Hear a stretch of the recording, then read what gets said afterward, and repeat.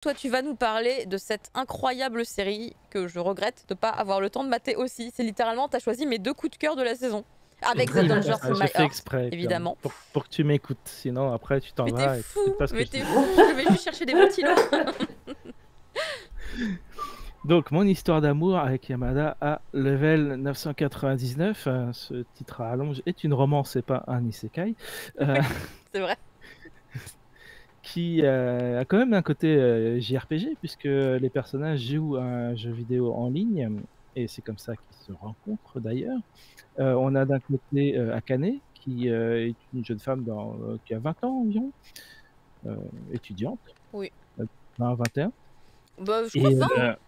mmh 20, il me semble, parce qu'elle vraiment, elle est pas, Ouais, elle est ouais, encore très ouais, jeune, hein. ouais, ouais, elle est très jeune, ouais. Et qui s'est fait larguer en fait par son mec, qui est parti avec une autre fille, et elle essaie de s'en remettre difficilement, et je trouve qu'on a une représentation vraiment enfin de cette tristesse assez réaliste, assez bien écrite. C'est assez terre à terre sur le fait qu'elle a eu un mec, qu'elle l'aime peut-être encore un peu, qu'elle a des sentiments, heu, qu'elle a des regrets et qu'elle sait pas trop comment passer à autre chose. C'est assez bien écrit, de ce côté-là, même si forcément ça finit par passer à autre chose, heu, parce qu'elle va rencontrer, Yamada, qui est un confrère de jeux vidéo, c'est-à-dire qu'elle est dans la même guilde, et elle va le rencontrer, un petit peu par hasard, en essayant de stalker son ex, hein, ce qu'il ne faut pas faire, mais bon, enfin, c'est un peu ridicule.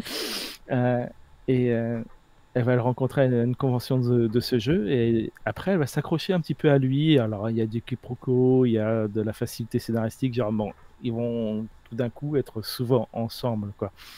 Et Yamada, bah, dans le jeu, il est austère, il parle pas, il est pas très agréable avec, les autres gens de la guilde. C'est un pro gamer, enfin, il est vraiment très, très haut niveau dans ce jeu, et dans la vraie vie, bah, il est pareil.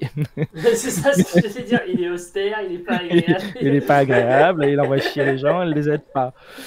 Et c'est aussi un pro gamer, mais sur un FPS, et là, il gagne de l'argent.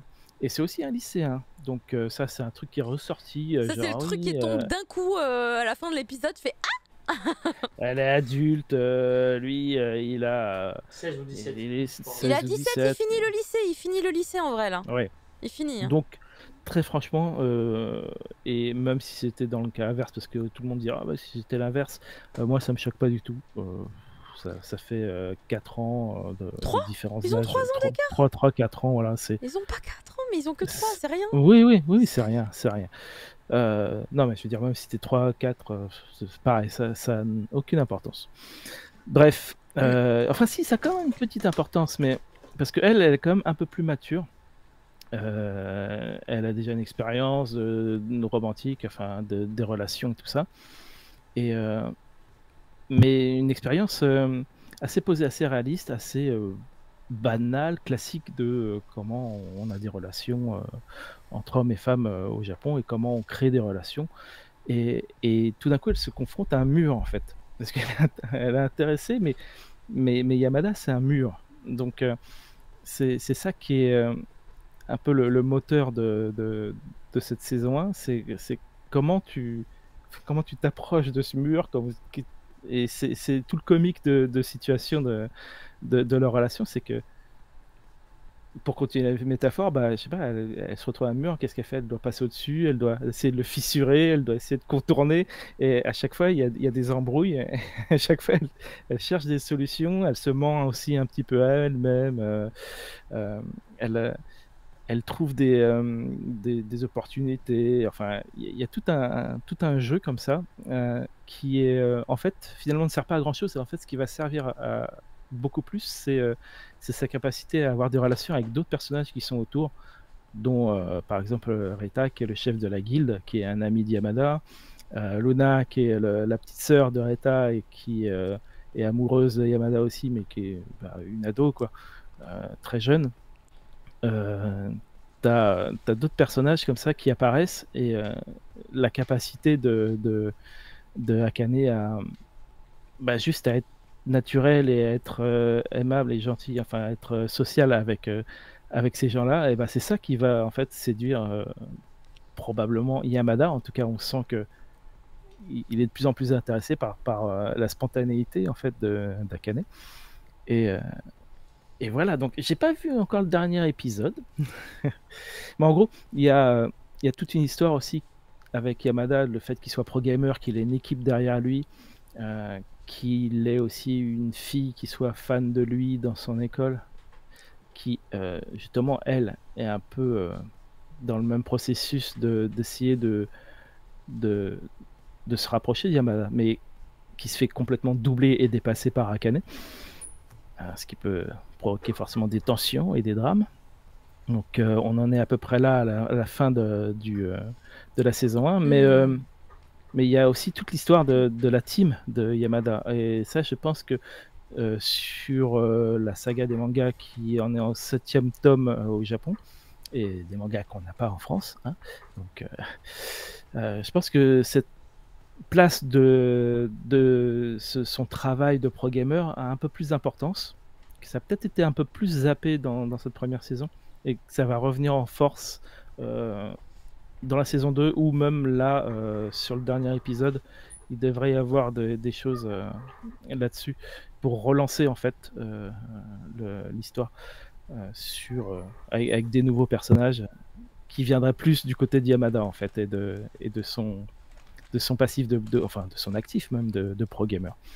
Donc ça reste quand même, il y a quand même des mouvements assez grandioses quoi, dans cette première saison.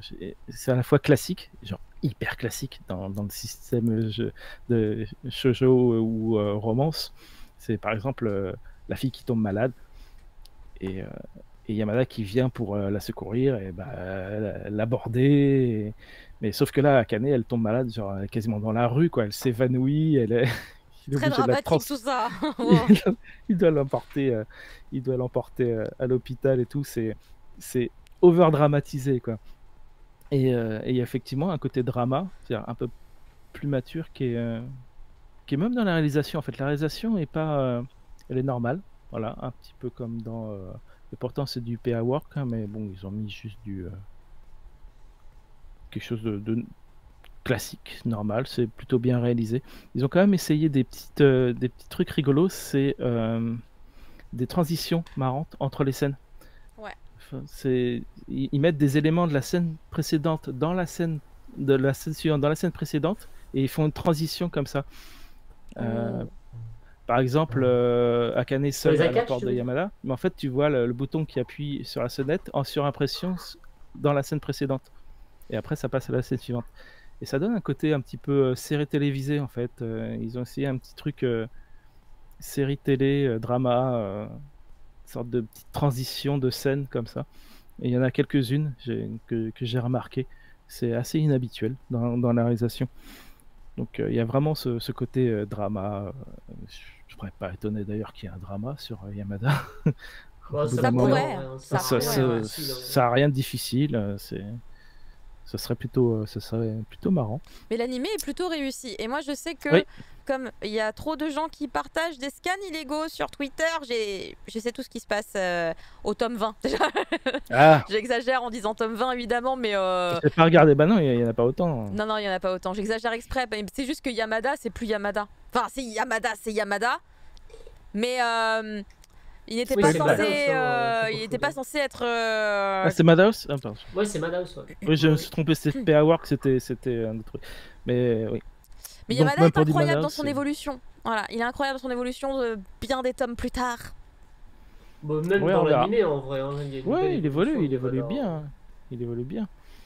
Mais voilà, tout reste encore à découvrir. Hein. Très franchement, je trouve, je sais pas toi qui as lu, mais les mangas du coup, hein, d'une certaine façon. Ah non, moi j'ai rien lu, j'ai vu des illustrations. T'as juste vu. Les gens, en fait, ils partagent des pages en disant « Ah mon Dieu, mon enseigne !» Et je fais « Pourquoi? C'est quoi le livre ?»« Oh mon Dieu !»